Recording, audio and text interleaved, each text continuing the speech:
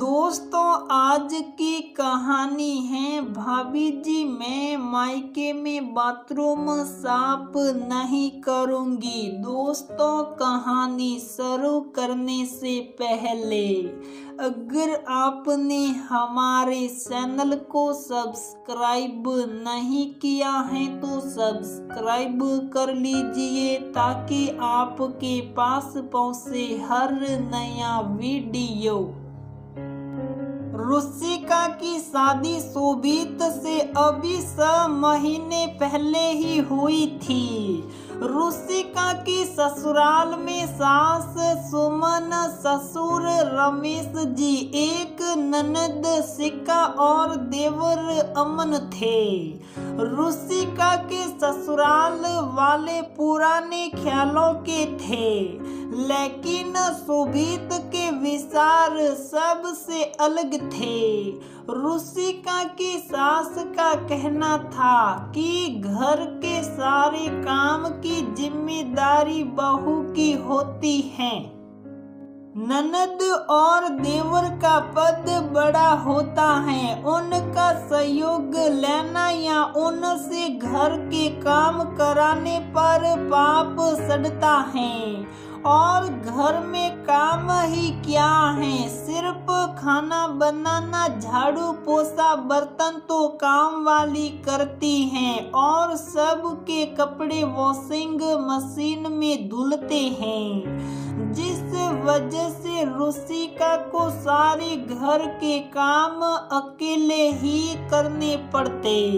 लेकिन छुट्टियों के दिन जब शोभित रुचिका का किसी काम में हाथ बटाता तो सुमन और रमेश जी को ये देखकर अच्छा नहीं लगता, जिसे लेकर सुमन जी रुचिका पर व्यंग्य करते रहती। साथ ही ये बताना ना भूलती कि उन्होंने अपने जमाने में कितना काम किया था। शोभित और रुचिका हमेशा उनकी बातों को अनसुना कर देते ताकि घर में शांति बनी रहे। 6 महीने बाद जब रुचिका गर्भवती हुई तो दूसरे महीने से उसे उल्टियां शुरू हो गई। वो अब कोई भी काम पहले की तरह नहीं कर पा रही थी। जैसे तैसे उठ बैठा कर वो रसोई में खाना बनाने का काम करती, जिस पर सुमन जी कहती, बहू तुम तो ऐसे नाटक कर रही हो जैसे हमने तो बच्चे ही ना जन्मे हो। ये सब तो लगा रहता है, खुद को थोड़ा मजबूत करो, अब माँ बनने वाली हो। रुचिका का मन सास की बातें सुनकर रोकर रह जाता, लेकिन कहती भी क्या।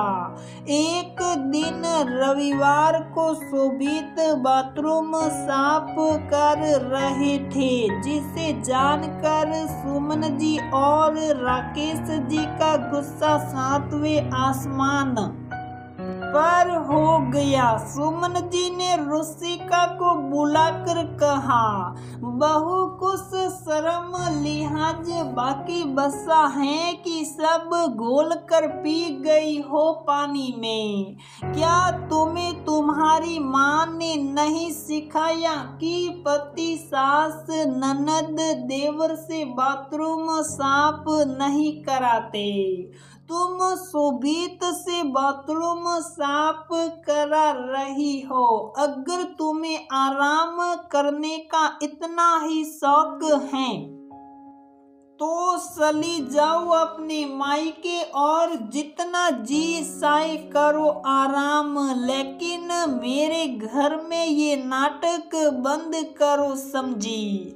सास की गरजती कड़वी बातें सुनकर रुचिका रोने लगी। उसने रोते हुए कहा, लेकिन माँ जी मैंने शोभित को कोई काम करने के लिए नहीं कहा। तभी रुचिका के ससुर ने कहा, सुमन तुम लगाओ इसके पिताजी को फोन, बोलो आकर ले जाए। अपनी बेटी को पहले कुछ संस्कार सिखाकर भेजे अपनी बेटों को, नहीं तो तब तक रखे अपने पास। रुचिका कहीं नहीं जाएगी पापा, क्योंकि मैं अपने पत्नी और होने वाले बच्चे की जिम्मेदारी उठाने के काबिल हूँ।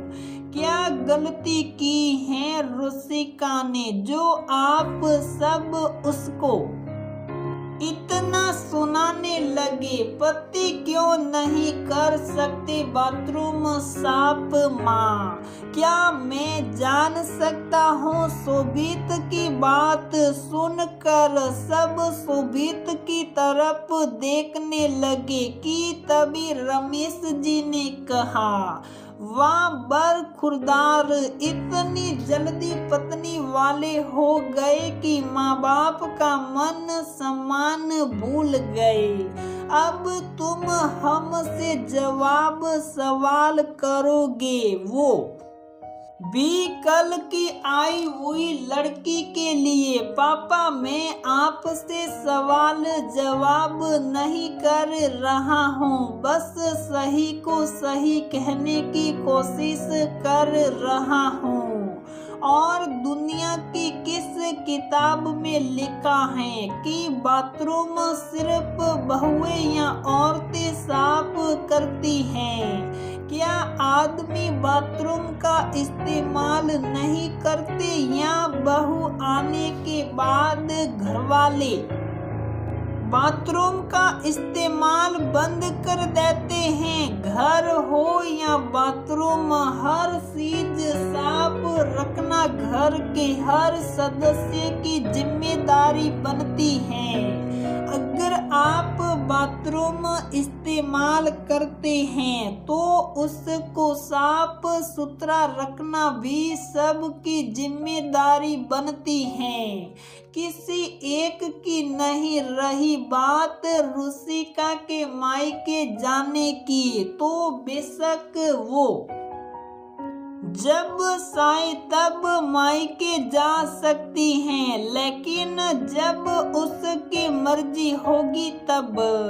लेकिन अभी इस हालत में मैं उसको मायके नहीं जाने दूंगा, क्योंकि मैं अपने बच्चे को जन्म लेते अपने गोद में लेना चाहता हूँ। बेटा भाई की तरह पति और पिता की भूमिका भी पूरी जिम्मेदारी से निभाना चाहता हूँ। अब ये बात किसी को अच्छी लगे या बुरी मुझे कोई फर्क नहीं पड़ता, लेकिन अगर फिर भी आप सबको कोई तकलीफ हो तो मैं रुचिका को अलग लेकर रहने के लिए तैयार हूँ, लेकिन इस समय में उसका साथ नहीं छोड़ूंगा।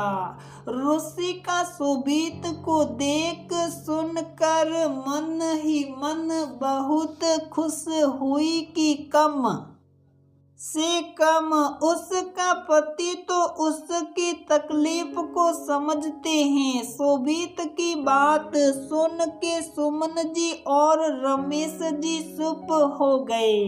विचार बदले कि नहीं वो तो पता नहीं, लेकिन उनको इतना पता चल गया कि शोभित को बोलकर कोई फायदा नहीं। वो पुराने विचारों का पति नहीं बल्कि एक नेक दिल और जिम्मेदार पुरुष है जो अपनी भूमिका बखूबी निभाना जानता है।